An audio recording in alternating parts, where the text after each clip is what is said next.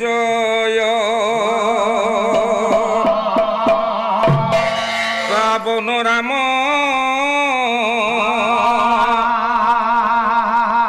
বৈদেহী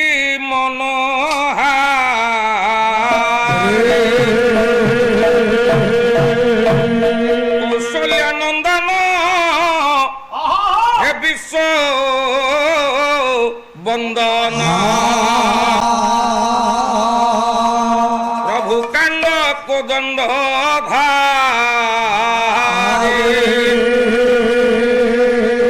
জয় হে জয় পাবন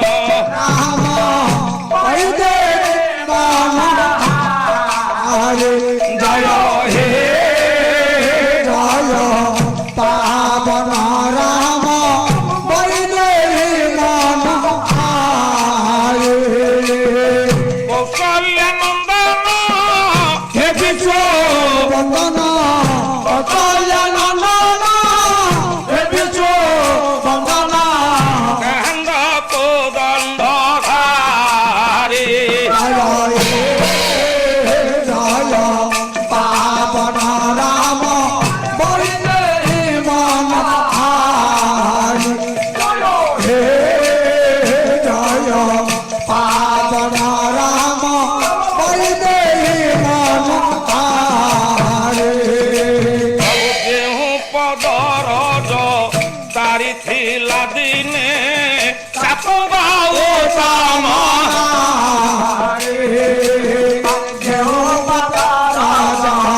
তারি খেলা দিনে চাপ গাও ধন ভগ্ন বীর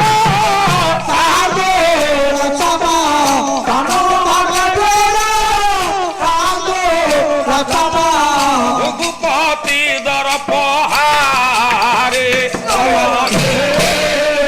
জয় পাবন রাম বৈদেহী মন জয় হে জয় পাবন রাম বৈদেহী মন জটা বিমণ্ডিত দণ্ডকে আসিত দণ্ড মণ্ডল জটাবি মন্দিত দণ্ডকে আশ্রিত দণ্ডক মণ্ডল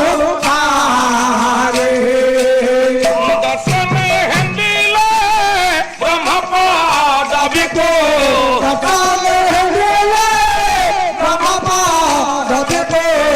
বলে নিজকু সজাই না রে জয় হে জয় পাবন রাম বৈদেহী মন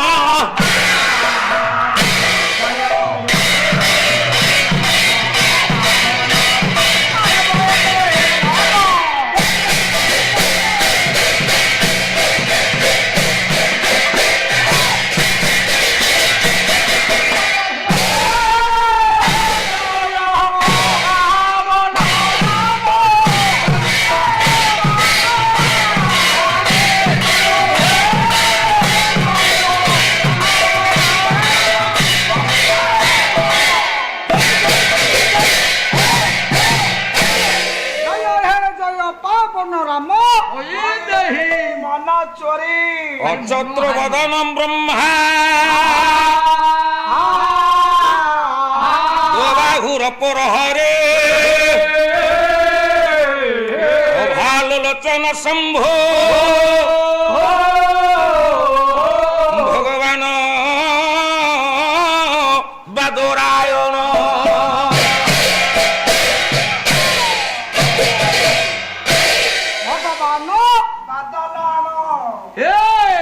ভগবান আরে বাদল নুহ কি বর্ষা নুহ বাদরায়ণ দিবাকর সারে পহিলে নমস্কার সর্বাদৌ সর্বপ্রথমে সত্য চিরসুন্দর সচিদানন্দ অনন্ত কোটি ব্রহ্মাণ্ডর অধিনায়ক ମହାପ୍ରଭୁ ସତ୍ୟନାରାୟଣଙ୍କର ପବିତ୍ର ଦରବାରରେ ସଂସ୍କୃତି ସମ୍ପନ୍ନ ଐତିହାସିକ ସମ୍ପନ୍ନ ପଲ୍ଲୀ ପୁରୀ ଜିଲ୍ଲାର ଓଛପୁର ଗ୍ରାମର ଗ୍ରାମବାସୀ ମାନଙ୍କୁ ନେଇ ଅନୁଷ୍ଠାନର ସମସ୍ତ କର୍ମକର୍ତ୍ତା ମହୋଦୟ ମାନଙ୍କର କମଳ କରସ୍ପର୍ଶରେ ଦୀର୍ଘ ଅନେକ ବର୍ଷ ଧରି ଆୟୋଜିତ ହୋଇ ଆସିଥିବା ସାମ୍ବତ୍ସରିକ ମହୋତ୍ସବ ବାଦିପାଲା। ସମୟ ସ୍ୱଳ୍ପ, ସମୟ ପାଟିତୁଣ୍ଡ କରନା, ସମସ୍ତେ ନିଜ ନିଜ ସ୍ଥାନରେ ବସ ବସି ପଢ। ବସ।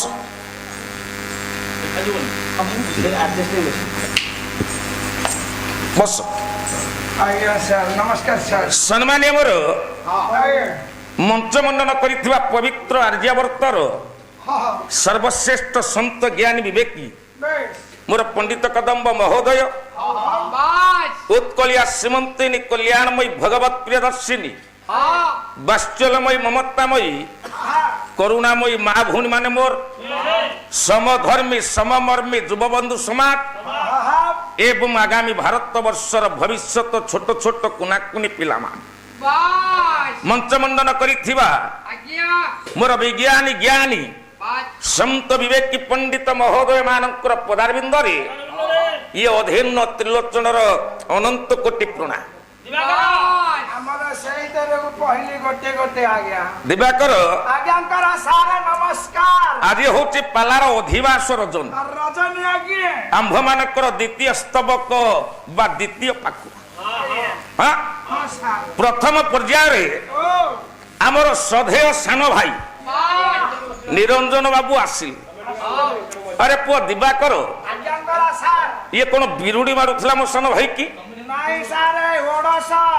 ଆରେ ସିଏ କଣ ଗାଉଛନ୍ତି ହଁ। ସିଏ ନିଜେ ବୁଝି ପାରୁଛନ୍ତି? ନାଇଁ ସାର୍, ମୁଁ ତ ବୁଝି ନାହିଁ, ସେ କଣ ବୁଝିବେ? କହିଲା ଆଜ୍ଞା ଛାନ୍ଦ ଗୁଡାଏ ଗାଇବି। ଆଚ୍ଛା, ଛାନ୍ଦର କୋଉ ଲାଳିତ୍ୟ ଅଛି? କହିବାର କୋଉ ଲାଳିତ୍ୟ ଅଛି? ହଁ, ଆରମ୍ଭ ହେଲା ଜଗନ୍ନାଥଙ୍କ ନିକଟରେ, ଆରମ୍ଭ ହେଲା ଆପଣ ମାନଙ୍କର ବିଲୋମଙ୍ଗଳ ଚିନ୍ତାମଣି ବେଶ୍ୟା, ଏପଟେ ପାଣ୍ଡବ, ଏପଟେ ଆପଣ ମାନଙ୍କର ବ୍ରହ୍ମା ଡାକୁଛନ୍ତି। କେତେ କୁଆଡେ ମୋ ଭାଇ ବୁଲିଲା, ରସ ଅଛି। ହଁ, ପାଲା ପାଲା ଟିକେ ଶିଖ ସାନ ଭାଇ, ପାଲା ଶିଖ। ପାଲାରେ ଛାନ୍ଦ କେମିତି ଆପଣ ମାନଙ୍କର ଗାୟକ ପରିବେଷଣ କରେ। ଆଚ୍ଛା, ପାଦ ଉପରେ ଚାଲିଲା। ଇଏ ସତ୍ୟ ଯୁଗରେ ଆପଣ ମାନଙ୍କର ରାଜା ହେଲେ କିଏ? ସିନା ବଳି। ସତ୍ୟ ଯୁଗର ରାଜା ହେଲେ ବଳି, ସତ୍ୟ ଯୁଗରେ ମଉସା ଅବତାର ହେଲା ଚାରି: ମତ୍ସ୍ୟ, କଚ୍ଛପ, ବରାହ, ନରସିଂହ। ତାହେଲେ ତ୍ରେତୟା ଯୁଗର ପ୍ରଥମ ଅବତାର ହେଲେ କିଏ? ସେ ନା ଆପଣ ମାନଙ୍କର ବାମନ। ପଞ୍ଚମ ଅବତାର ବୋଲିଲ ଅଘାରି ଅଙ୍ଘ୍ରି କି ଅମ୍ବୁଜ କରି। ତମକୁ ଯଦି ବୋଲି ଆସିବନି ତମେ ବୋଲୁଛ କାହିଁକି? ଉତ୍କଳ ଘଣ୍ଟ ଯଦୁବରୀ ମହାପାତ୍ର ପ୍ରବନ୍ଧ ପୂର୍ଣ୍ଣଚନ୍ଦ୍ର ନିକଟରେ ଚ୍ୟାନେଲ ଲାଗିଛି। ତ୍ରିଶକ୍ତି ଭକ୍ତି ସୁଧା। ଆପଣ ଦେଖନ୍ତୁ, କଟକରେ ଆମର ସୁଟିଂ ହେଇଛି, ଭୁବନେଶ୍ୱର ସୁନ୍ଦରପଦାରେ ଲମ୍ବୋଦର ହେରାଙ୍କ ସହିତ ସୁଟିଂ ହେଇଛି। ଯୋଉଠି ମୁଁ ଦେଖିବି ସେଠି ଆମର ଶାଶ୍ୱତ ରହିଛି। ଛାନ୍ଦ କେମିତି ଗାଆନ୍ତି? କହିଲେ ଅଘାରି ଅଙ୍ଘ୍ରି କି ଅମ୍ବୁଜ ଅଘାରେ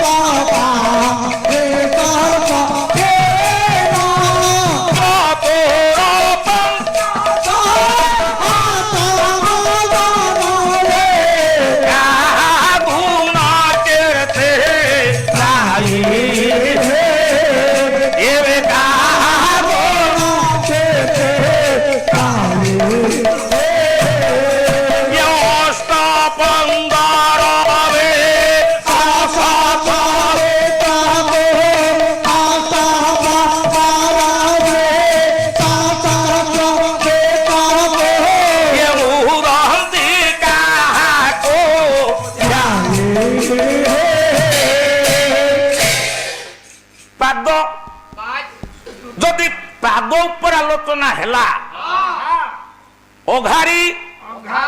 ଅଘ ଶବ୍ଦର ଅର୍ଥଟା ହଉଛି ଆଜ୍ଞା ପାପ, ଯିଏ ପାପର ବିନାଶକାରୀ। କାହିଁ କଥାଟା ଥୟରେ କହୁନ, କଣ୍ଠ ଅଛି ଥୟରେ ଗାଉନ, ପାଲାଟା ଭଲ ଲାଗିବ। ହଁ ଏ ବାବାରେ ଇଏ ମଞ୍ଚ ଉପରେ ଯୋଉ ଦୌଡ଼ିବା କଥା ଏବଂ ଗାଇବା, ହଁ ଆଜ୍ଞା ମୁଁ ତ ବୁଝିପାରୁନି, ସିଏ ତ ନିଜେ ବୁଝିପାରୁନାହାନ୍ତି, ଆପଣ ମାନେ କଣ ବୁଝିବେ? ହଁ ଅଘ ଶବ୍ଦର ଅର୍ଥ ହେଲା ପାପ, ଯିଏ ହଉଛନ୍ତି ପାପର ବିନାଶକାରୀ ଅଘାରି। ଅଘାରି ଅଘ ରୂପକ ରାକ୍ଷସକୁ ବିନାଶ କରିଥିବାରୁ ନାମଟା ହଉଛି ଅଘାରି।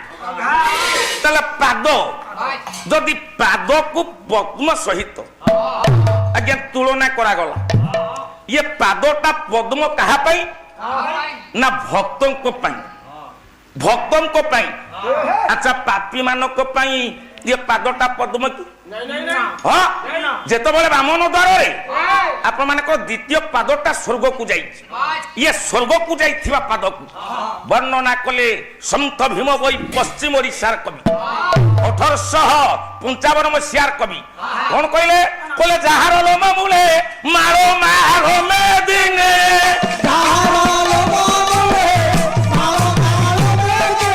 ଆରେ ବନି ନ ପାରିଲେ ଯେ ସିଧ କହିଲେ ଯାହାର ଦ୍ୱିତୀୟ ପାଦର ଲୋମ ମୂଳରେ ମାଳ ମାଳ ମେଦିନୀ ଆଜ୍ଞା ଶୋଭା ପାଉଛି। ସତ୍ୟଦାସ ଭଗବାନଙ୍କୁ ନର୍ମଦା ନଦୀରେ ପାରି କରେ। ଭଗବାନ ହଉଛନ୍ତି କିଏ? ସିନା ବାମନ। ଇଏ ପାଦକୁ ଧୋଇଲା, କାହିଁ ତା ପୂର୍ବ ଜନ୍ମ କଥାକୁ ଗଲନି? ତା ପୂର୍ବ ଜନ୍ମରେ ଇଏ କୈବର୍ତ୍ତ ଅନନ୍ତ ଯୁଗରେ କଣ ଥିଲା?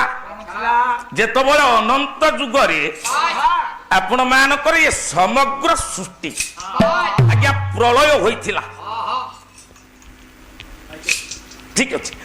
ଯେତେବେଳେ ପ୍ରଳୟ ହୋଇଥିଲା ଆପଣ ମାନଙ୍କର କଳ୍ପବଟ ଉପରେ ମହାପ୍ରଭୁ ଜଗନ୍ନାଥ ଶୟନ କରିଛନ୍ତି। ମହାପ୍ରଭୁ ଯିଏ ହଉଛନ୍ତି ସ୍ୱୟଂ ଷୋଳକଳା। ଏ କଥାକୁ ମୁଁ କହୁନି, ଆପଣ ମାନଙ୍କର ଦିବାକର ଦାସ କହିଲେ, କହିଲେ ଜଗନ୍ନାଥ ଯେ ଷୋଳକଳା ହୋ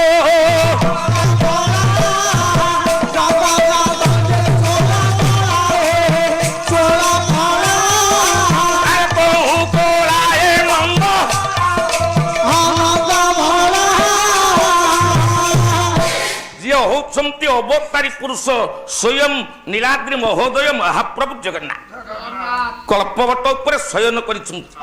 ପ୍ରଳୟ ହଉଛି ସମଗ୍ର ସୃଷ୍ଟିକି ପ୍ରଳୟ ଗ୍ରାସ କରିଛି। ଯେତେବେଳେ କଳ୍ପବଟଟା ସ୍ଥିର ରହୁନି, ସ୍ଥିରତା ଆସୁନି, ପ୍ରଭୁ କଲେ କଣ ନା ମଉସା କଳ୍ପବଟର ସ୍ଥିରତା ଆଣିବା ପାଇଁ ଆଜ୍ଞା କର୍ଣ୍ଣମୂଳକୁ ଟିକେ ଘଷି ଦେଲେ। ଯେତେବେଳେ କର୍ଣ୍ଣମୂଳକୁ ଘଷି ଦେଇଛନ୍ତି, ଇଏ କର୍ଣ୍ଣମୂଳରୁ ଗୋଟେ ମଳୁକା ପ୍ରଳୟ ଜଳରେ ପଡିଲା। ଇଏ କର୍ଣ୍ଣମୂଳୁକାରୁ ଯେ ଜନମ ହୋଇଲା,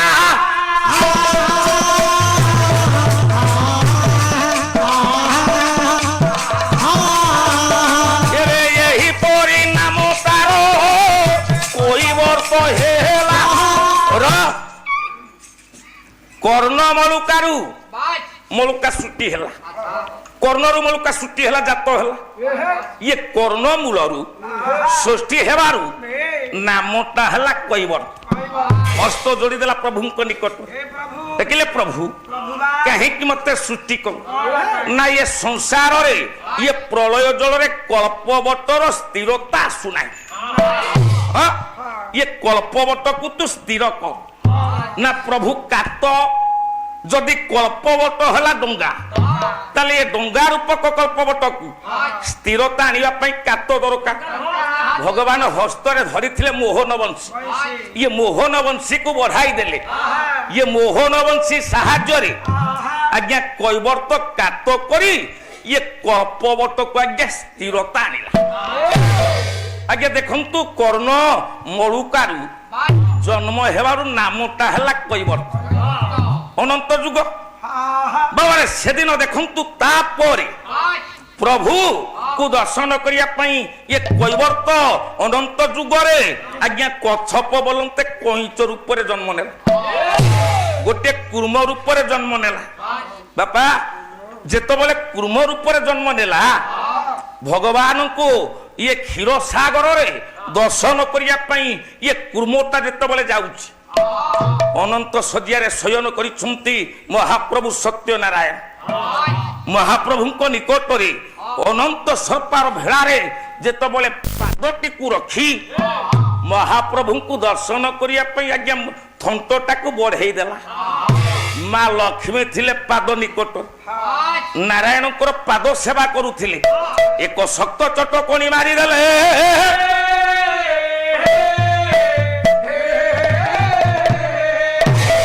क्षीर सागर जल पड़गला किए सेना कच्छप दुई नयनरू धार धार अश्रुर धार गुड़ाक बही जाऊँच तथापि मध्य साहस बांधिला कहला द्वितीय थर मु प्रभु को टिके दर्शन करी द्वितीय थर जेतबले द्वितीय भेड़ारे पादटी को रखी जेतबले थंटटा को बढ़ाई देइछि एठी माँ लक्ष्मी आउ गोटे शक्त चटकणी मारिले क्षीर सागर रे खसी पड़ा कांदुची किए सेना कच्छप मनरे दंभ बांधिला कहला तृतीय थर जेते आमे चेष्टा करिबा सफलता सेते आसी जेतबले तृतीय भेड़ारे पादटी को रखिछि अनंत सर्प फुतुकार शब्द जेतबले करिछि मन दुखरे कच्छपटा फेरी जाउछि दुई हस्त को जोड़ी देइछि नीलाद्रि महोदय महाप्रभु जगन्नाथ निकट आपण मानकर काव्यकर्ता हेले वर्तमान गजपति दिव्य सिंह देवंकर बापा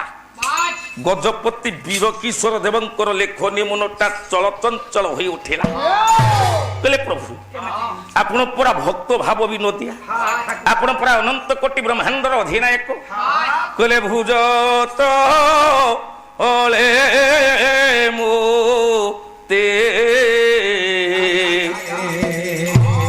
रख महाबाहु बाहु तो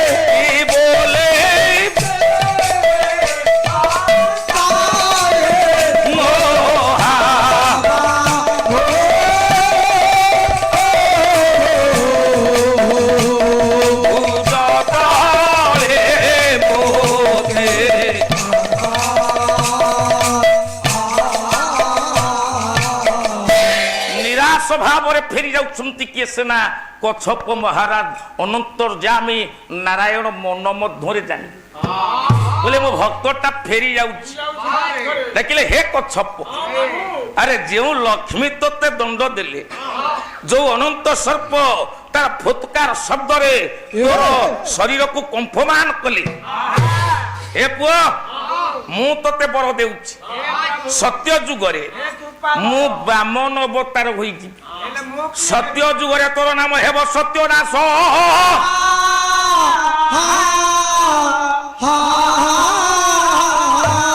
ଆଜ୍ଞା ପାଦ ଧୌତ କରିନି ନର୍ମଦା ନଦୀରେ ବାମନଙ୍କର ପାଦ ସେବା କରିନି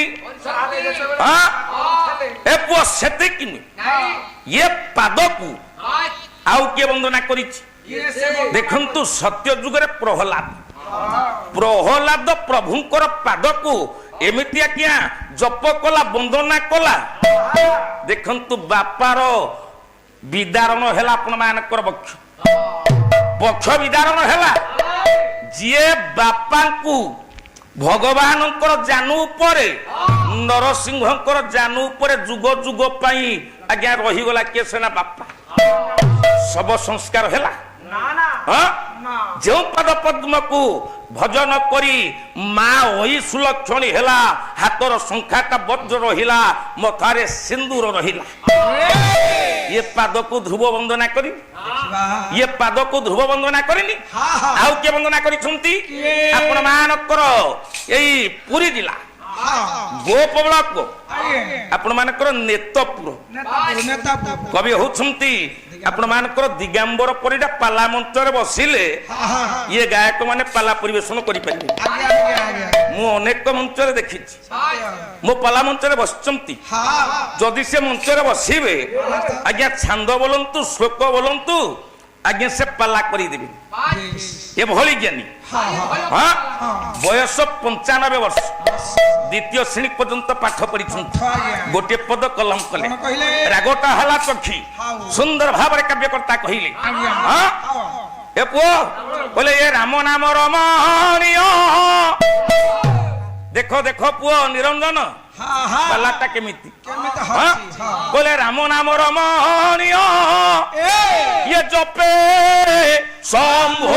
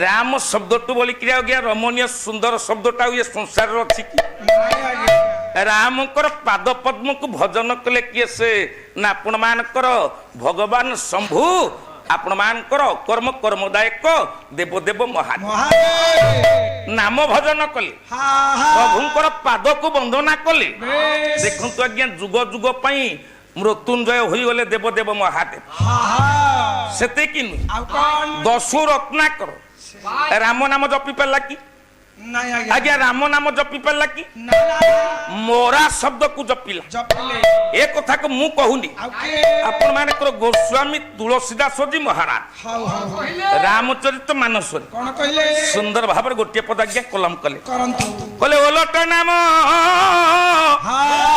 जपते जग जाना হয়ে ব্রহ্ম সমান।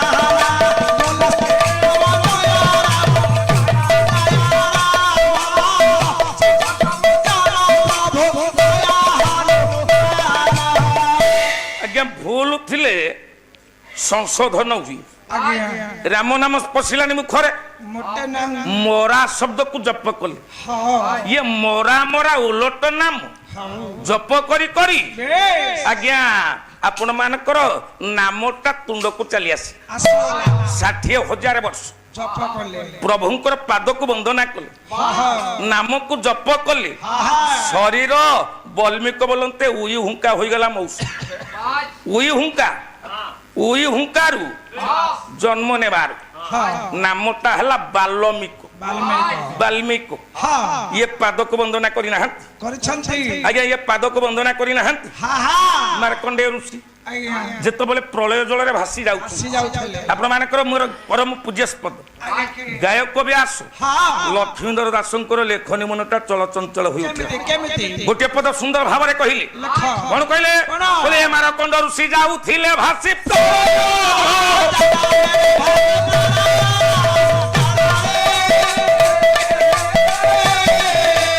ହସ୍ତ ବଢାଇଲ ଲଖିଲ ହେ ପ୍ରଭୁ। ଯେତେବେଳେ ବ୍ରହ୍ମ କଳ୍ପରେ ମଉସା ବ୍ରହ୍ମ ପ୍ରଳୟ ହେଲା, ଜୀବ ଜଗତ ଲୋପ ପାଇଗଲା, ପ୍ରଳୟ ଜଳରେ ଭାସି ଯାଉଛନ୍ତି କିଏ ସିନା ମାର୍କଣ୍ଡେୟ। ପ୍ରଭୁଙ୍କର ପାଦକୁ ବନ୍ଦନା କଲେ, ପ୍ରଭୁଙ୍କର ନାମକୁ ବନ୍ଦନା ଇଏ ଭଜନ କଲେ, ଦେଖିଲେ ଶୂନ୍ୟରୁ 2ଟି ହସ୍ତ ଆସିଲା, ମାର୍କଣ୍ଡେୟଙ୍କୁ ଉଦ୍ଧାର କରି ନୀଳକନ୍ଦରର ପୁରୀ ଜାଗାରେ ସ୍ଥାନ ଦେଲେ।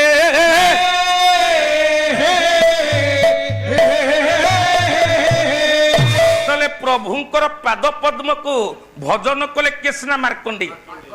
କପିପତି ଆଞ୍ଜନେୟ ବୋଲନ୍ତେ ହନୁମାନ, ଯେଉଁ ପ୍ରଭୁଙ୍କର ପାଦର ସଦାନୁସଦା ଯିଏ ହଉଛନ୍ତି ଦାସ, ଯିଏ ହଉଛନ୍ତି ଚାକର।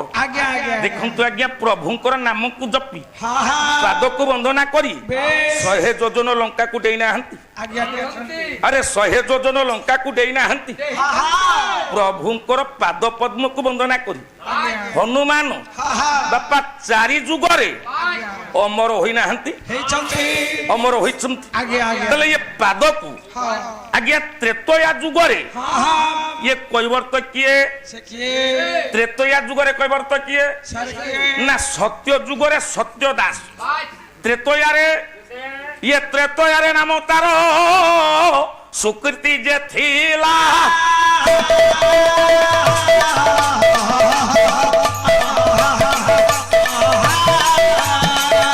ଗଙ୍ଗା ନଦୀରେ ସେ ନାମ ଚାଚବାହୁ ଥିଲା।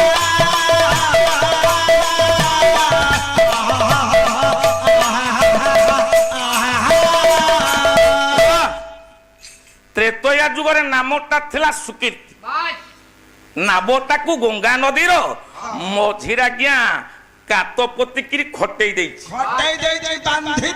ଗଙ୍ଗା ନଦୀର ଇଏ ନାବ ମଧ୍ୟରେ ବସିଛି କିଏ ସେ? ନା କୈବର୍ତ୍ତ ସୁକୀର୍ତ୍ତି। ଭାଇନା ପାଟିକଲ ହବ କି? ଇଏ ସୁକୀର୍ତ୍ତି ବସିଛି, ମୁଣ୍ଡରେ ଠେକାଟା ବାନ୍ଧି ଦେଇଛି, ତଳକୁ ମୁହଁ କରି ବସିଛି। ଆପଣ ମାନଙ୍କର ଗଙ୍ଗା ନଦୀ କୂଳରେ 3 ଜଣ ବ୍ୟକ୍ତି ଦଣ୍ଡାୟମାନ। ଜଣେ ହେଲେ ବାବାଜୀ, ନାଁଟା ହେଲା ବିଶ୍ୱାମିତ୍ର। ଦ୍ୱିତୀୟରେ ଜଣେ ଶ୍ୟାମଳ ବର୍ଣ୍ଣର ପୁରୁଷ, ନାମଟି ହେଲା ରାମ। ଜଣେ ହେଲେ ଗୌର ବର୍ଣ୍ଣର ପୁରୁଷ, ନାମଟା ହେଲା ଲକ୍ଷ୍ମଣ। ଗଙ୍ଗା ନଦୀର ଶୋଭାଟାକୁ ଦେଖୁଛନ୍ତି ଆଜ୍ଞା, ଦେଖନ୍ତୁ ଗଙ୍ଗା ନଦୀର ଶୋଭାଟାକୁ ଦେଖୁଛନ୍ତି।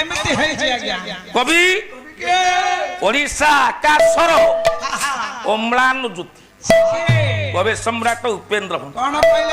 କାବ୍ୟ ହେଲା ବୈଦେହୀଶ ବିଳାସ, ଗୋଟିଏ ପଦ କଲମ କଲେ। ବିଷ୍ଣୁପଦୀ ବିଷ୍ଣୁପଦ ଆରେ ଇକାର ଭେଦ ସବ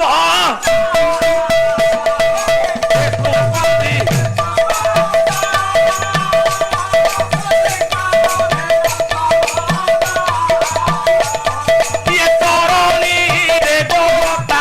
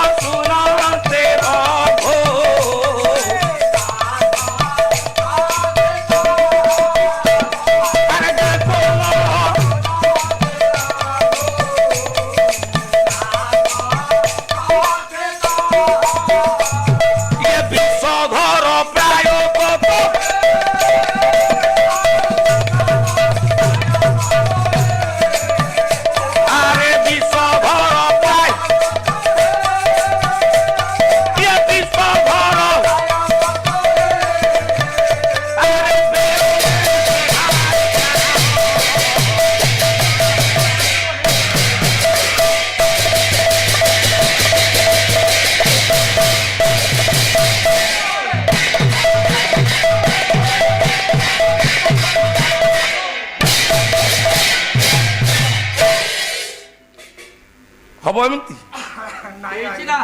ଆରେ ଶାଶ୍ୱତ ଏମିତି ହବ? ୟାଙ୍କୁ ତ ମଞ୍ଚ ଉପରେ ବିରୁଡି ବାଇଲା ଭଳିଆ ଇଏ ହଉଛନ୍ତି। ହଁ ବୟସ ହେଇନି, ବୟସ ହବ କାହିଁକି ଆପଣ ଭାଙ୍ଗି ଦଉଛନ୍ତି? ନାଇଁ ନାଇଁ, ପିଲା ପୁଅ ଏବେ ହେଇନି, ବେଳକୁ ହବ। ଶିଖେଇଲେ ଶିଖିବ ନା, ନ ଶିଖିଲେ କଣ ହବ? ବେଳକୁ ହବ, ଆମ ନୀରବ ବେଳକୁ ହବ। ସାନ ସାର୍ ଆପଣ ସେମିତି କହିଲେ ହବ? କବି କହିଲେ ବିଷ୍ଣୁପଦୀ ବିଷ୍ଣୁପଦ। ସାହିତ୍ୟର ଅର୍ଥଟା କି କେମିତି ଆସେ? ବିଷ୍ଣୁପଦୀ ବିଷ୍ଣୁପଦୀ ହେଲେ ଆପଣ ମାନଙ୍କର ଗଙ୍ଗା ନଦୀ। ବିଷ୍ଣୁପଦ ବିଷ୍ଣୁପଦ ହେଲା ଆକାଶ। ବାବୁରେ ଇକାର ଭେଦ ଶବଦ ତରଣୀ। ଇକାର ତରଣୀ ଦୀର୍ଘଇକାର ସ୍ତ୍ରୀଲିଙ୍ଗ ନୌକା। ତରଣୀ ହର୍ଷଇକାର ପୁଲିଙ୍ଗ। ଆକାଶରେ ଭଗବାନ ସୂର୍ଯ୍ୟ ହେଲେ ଆଜ୍ଞା ପୁଲିଙ୍ଗ, ତରଣୀ ହର୍ଷଇକାର। ଗଙ୍ଗା ନଦୀରେ ତରଣୀ ବୋଲନ୍ତେ ନାବ ଯାଏ, ଯିବା ଆସିବା କରେ। ଆକାଶରେ ପୁଲିଙ୍ଗ ରୂପକ ତରଣୀ ସୂର୍ଯ୍ୟ ଯିବା ଆସିବା କରନ୍ତି। କହିଲେ ବିଶାରଦ ସେ ସାମନ୍ତ। ମଉସା ବିଶା ଶବ୍ଦର ଅର୍ଥଟା ହେଲା କାଠି। ଏବେ ସିନା କମ୍ପ୍ୟୁଟର ଦଣ୍ଡି, ଇଏ ଦଣ୍ଡି ନିକିତି ବାହାରିଲାଣି, ଦିପଟେ ପଲା। ସେତେବେଳେ ଇଏ ଯୋଉ ବିଶା କାଠି, ଗୋଟିଏ ପଲା କାଠିଟା ଥିବ, ଚିହ୍ନ ଦିଆଯାଇଥିବ। କହିଲେ ବିଶା କାଠି କି ଯିଏ ରଦ କରେ ସିଏ ହଉଛି କି ସିନା ବିଶାରଦ ବୋଲନ୍ତେ କହିବ। ବିଶାର ଶବ୍ଦର ଅର୍ଥଟା ହେଲା ମାଛ। ବିଶାରଦ ଯିଏ ମାଛ ଦିଏ ସିଏ ହଉଛି କିଏ ସେ ନା ବିଶାରଦ କହିବ। ବାବୁରେ କେତେ ପ୍ରକାର ଅର୍ଥ ଆସୁଛି। ଆଉ ଗୋଟେ ଅର୍ଥକୁ ଚାଲି ଆସେ। କହିଲେ ବିଶାରଦ, ବିଶାରଦ ଶବ୍ଦର ଅର୍ଥଟା ହେଲା ପଣ୍ଡିତ। ପଣ୍ଡିତ କାହାକୁ କହିବା? କୃଷ୍ଣ ଦ୍ୱୈପାୟନ ବେଦବ୍ୟାସ ଶ୍ରୀମଦ ଭଗବତ ଗୀତାରେ ସୁନ୍ଦର ଭାବରେ ଗୋଟେ ଶ୍ଲୋକ ଆଜ୍ଞା ଲେଖିଲେ। ଲେଖିଲେ କହିଲେ ବିଦ୍ୟା ବିନୟ ସମ୍ପରନେ ବ୍ରହ୍ମଣେ ଗବି ହସ୍ତେନେ କହିଲେ ସୁନିଶ୍ଚୈବ ସ୍ୱପ୍ରାକେଷ୍ଟ ଇଏ ପଣ୍ଡିତା ସମଦର୍ଶିନ।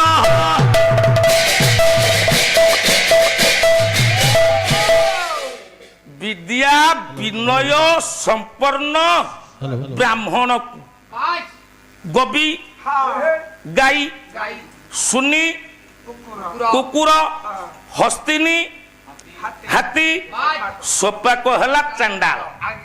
ଇଏ ସମସ୍ତଙ୍କୁ ଯିଏ ସମାନ ଦୃଷ୍ଟିରେ ଦେଖେ ସିଏ ହଉଛି କିଏ ସିନା ପଣ୍ଡିତ। ଦେଖନ୍ତୁ ଆଜ୍ଞା ଭଞ୍ଜ ସାହିତ୍ୟ ପଣ୍ଡିତ ମାନଙ୍କ ମତରେ ଇଏ ଜଗତରେ ପଣ୍ଡିତ ମାନଙ୍କ ମତରେ ଜଣେ ସାମନ୍ତ ହଉଛନ୍ତି କିଏ ସିନା ଶ୍ରେଷ୍ଠ, ସିଏ ହେଲେ ବିଶ୍ୱାମିତ୍ର। ବିଶ୍ୱାମିତ୍ର ଡାକିଲେ, ଡାକିଲେ ଆରେ ଧୀବର ଟିକେ ନାବ ଆଣେ। ଧୀବର ଶୁଣିଲାନି। ଦେଖନ୍ତୁ ଆଉ ଗୋଟେ ଅର୍ଥକୁ ଚାଲି ଆସୁ। କହିଲେ ବିଶାରଦ ସେ ସାମନ୍ତ। ବିଶାରଦ ଶବ୍ଦର ଅର୍ଥଟା ହେଲା କି ପଣ୍ଡିତ। ପଣ୍ଡିତ ମାନଙ୍କ ମତରେ ଇଏ ଜଗତରେ ଜଣେ ହଉଛନ୍ତି ଆଜ୍ଞା ସାମନ୍ତ। ଲକ୍ଷ୍ମଣ କହିଲେ କୈବର୍ତ୍ତ ସେ ସାମନ୍ତ କିଏ ସେ ଜାଣି?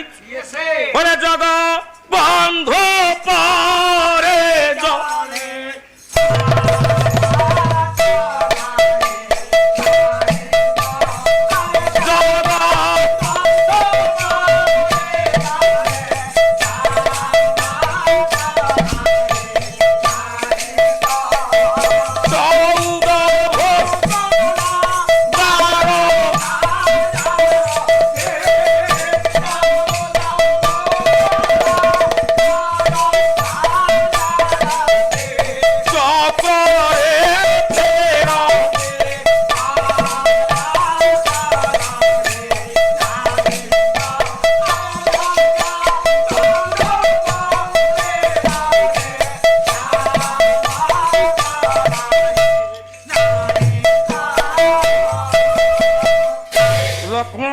କୈବର୍ତ୍ତ ଆରେ ପଣ୍ଡିତ ମାନଙ୍କ ମତରେ ये जगत रे जने होउछंती सामंत जने होउछंती श्रेष्ठ ना किए ना मोर बड़ भाई मर्यादा पुरुषोत्तम रा अरे टिके नाब लगा आमे पारी हब कहबर तो शुणिलानी कहबर तो शुणिलानी प्रभु राम डाकिले कहबर तो कहले विषधर प्राय कतु विषधर हला सर्प अच्छा पा सर्पर कर्ण अछि सर्पर कर्ण अछि सर्पर कर्ण नाही नाद निये चक्षुरे आज्ञा देखे चक्षु राम कहले कहबर तो तू जदि काला बधिर जड़ ताले सर्प भली टिके नेत्र ढाली चाहा आमे कोन कहूचु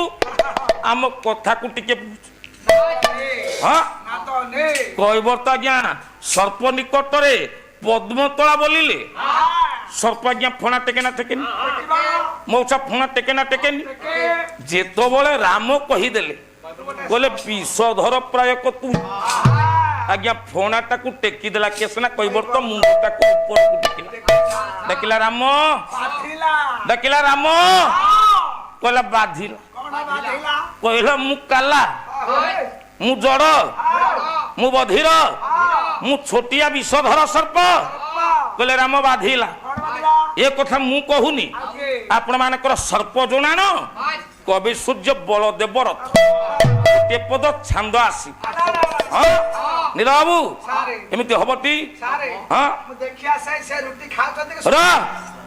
कहले बाधिला जानी क्षमा करनो